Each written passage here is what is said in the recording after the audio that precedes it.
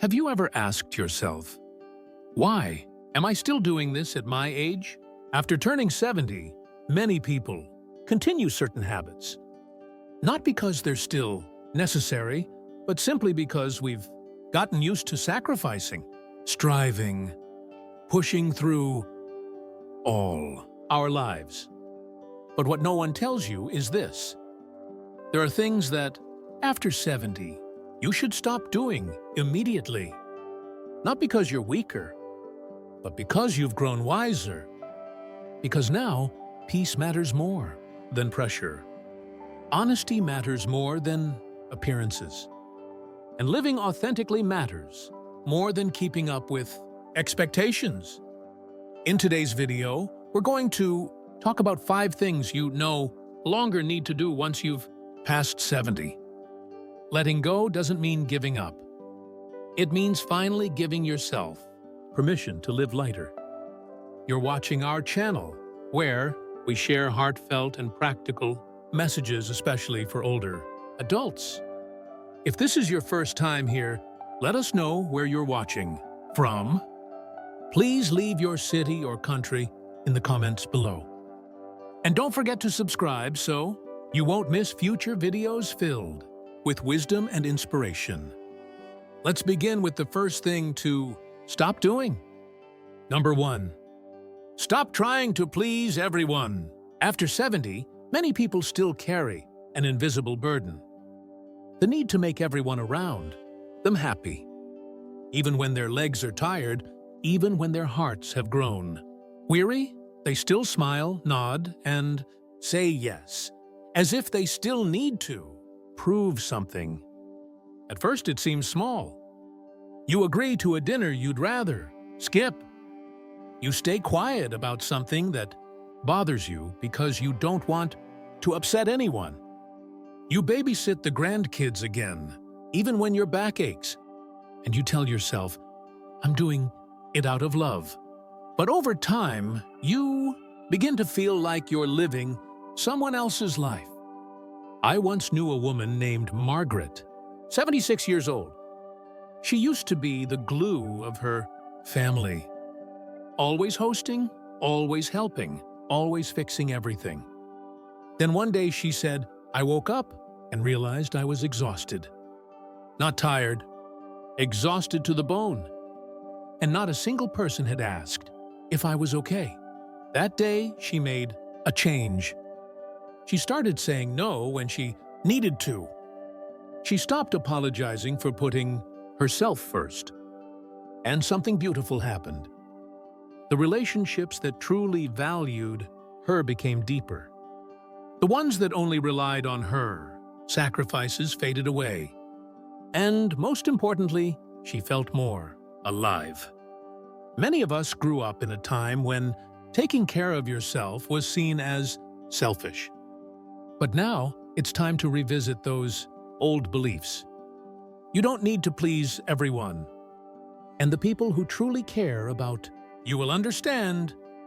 A friend of mine, now 80, once said, at some point your no becomes just as sacred as your yes. And I never forgot that.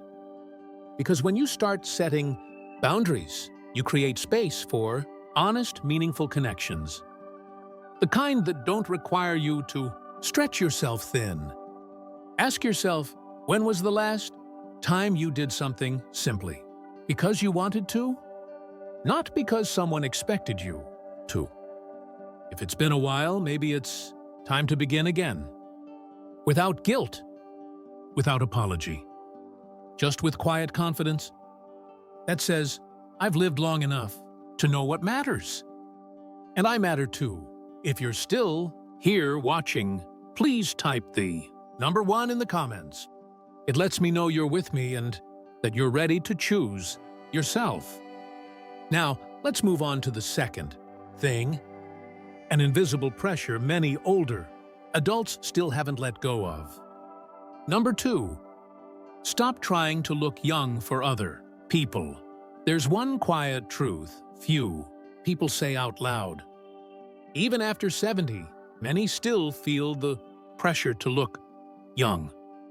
Though our bodies change, though every wrinkle tells a story, we feel the need to hide our age, as if aging is something shameful. From hair dye to anti-aging creams, from covering age spots to worrying about every new line, the obsession with looking younger doesn't vanish as we grow older. For some, it even gets stronger. But here's what wise people understand. Looking young is not the same as feeling well. And it certainly doesn't guarantee happiness. I met a man named Thomas, 79 years old. He told me that for decades he didn't let anyone see his gray hair or age spots. Always polished, always covering up. Until one day, he looked in the mirror and asked, "Who am I doing this for?" That day, he stopped. He let his hair grow naturally, gray. He stopped hiding. And he said, "For the first time in years, people finally saw me. Not the image I was trying to maintain, but me. Taking care of yourself is good. Keeping clean, dressing nicely, choosing clothes that make you feel great. Those things matter. But there's a difference between caring for yourself and trying to erase yourself. Between being healthy and trying to mimic youth. This pressure isn't just from the outside. It's rooted in the old belief that youth equals beauty and age equals loss. But that belief is wrong, because with time we gain things youth cannot offer. Calm, depth, wisdom. And that is where true beauty lives. I remember a woman named Linda, living in a senior care home I once visited. She wore her white hair proudly, with bright floral dresses and bold glasses. When I asked if she worried what others thought, she smiled and said, "I don't live for someone else's eyes. I live to feel light inside. Because in the end, people don't remember you for your smooth skin. They remember the warmth in your voice, the way you listened, the way you carried both joy and sorrow with grace. Age doesn't make you less. It makes you more real." If you're still watching, type the number 2 in the comments. It tells me you're starting to give yourself permission to simply be. And if you haven't yet, subscribe to the channel now. The next things we'll talk about just might change the way you see yourself in this most meaningful stage of life. Let's continue with the third point, a quiet habit that often leads to loneliness, even when surrounded by others. Number 3, stop pretending to be okay. All the be meant for endure. Time after 70, many people still try to appear strong, cheerful, and perfectly fine even when deep down they feel something else entirely. We're used to saying, "I'm fine," even when we're not. We smile, even when our hearts feel heavy. We stay quiet because we don't want to be a bother. We push through because we believe we should be strong. Because we've been through so much already. But the truth is, pretending to be okay doesn't make you stronger. It only makes you more invisible. And over time, it wears down your emotional and mental well-being. Life after 70 is not simple. There's grief. There's physical discomfort. There's the quiet guilt of feeling like a burden. But instead of expressing those feelings, many older adults keep them inside because they think silence equals strength. But silence can become isolation. When you keep telling others, "I'm fine," they stop seeing your pain. And you start to feel like no one understands you. Stoic philosophy teaches us that honesty is not weakness. It is wisdom. The Stoics believed in recognizing pain without dramatizing it, and in speaking truth without shame. That means it's not just okay to say, "I'm having a tough day," or "I could use some company. It's necessary. You were not put on this earth to suffer quietly. And admitting you're hurting doesn't make you less dignified. It makes you human. Think about it. When you tell someone you're fine while carrying deep sadness, you're not just hiding your struggle. You're closing the door on connection. The people around you, your family, your friends, your neighbors, they can't support you if they don't. Know you need it. And despite what many believe, asking for help isn't weakness. It's emotional maturity. I once knew a woman named Eleanor, 82 years old. She never admitted when she was struggling. After her husband passed, she told everyone she was managing just fine. But behind closed doors, she was sinking. Eventually, she began to open up. She joined a support group. She talked honestly with her daughter. And something shifted. Her relationships deepened. Her laughter returned. She no longer felt like she was living two separate lives. The truth is, people who truly care about you would rather hear what's really going on than another polite lie. They want to show up for the real, you. Scars, fears, and all. So if you're still pretending everything's okay when your heart says otherwise, maybe it's time to stop. Not because you're weak, but because you're wise enough to know that honesty is what leads to healing. You deserve to be seen, not just as a smiling face, but as a whole, complex, beautifully human being. If you're still with me, type the number 3 in the comments. It's a quiet way to say, I deserve to be heard. Now let's move on to the 4th thing. A habit that makes you feel like you must apologize just for living your life your way. Number 4. Stop apologizing for living. Differently after 70, many older adults find themselves quietly apologizing for the way they choose to live. Whether it's skipping noisy events, needing more rest, eating dinner earlier, not keeping up with new technology, or simply preferring peace over stimulation, they don't always say sorry directly. But it's there in the tone. I hope. That's okay. Sorry, I'm not as fun anymore. I know I'm being a bit of a burden. These phrases reveal something deeper. A lingering pressure to meet others' expectations, even in our later years. But here's the truth. After 70, you've earned the right to live life on your own terms. Not on someone else's schedule, not by their rules, not by their standards. You do not need to apologize for choosing comfort, for honoring your boundaries, for following your own rhythm. It doesn't make you rude. It doesn't make you selfish. It makes you real. You were not meant to shrink as you grow older. You were meant to grow into your truest self. Stoic wisdom tells us to live in alignment with nature and reason, not with noise and pressure. And that means understanding what brings peace, what feeds the soul, and what drains it. If reading a book brings you more joy than attending a barbecue, that doesn't make you antisocial. It makes you wise enough to choose what nourishes your spirit. This quiet habit of over-apologizing often comes from old beliefs, from a time when people were taught that being accommodating was the measure of their worth. But as we age, we begin to see the cost of that mindset. Exhaustion, resentment, disconnection from our own needs. You've spent your life pleasing others.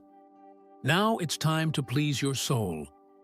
I remember a man named Robert, 79 years old.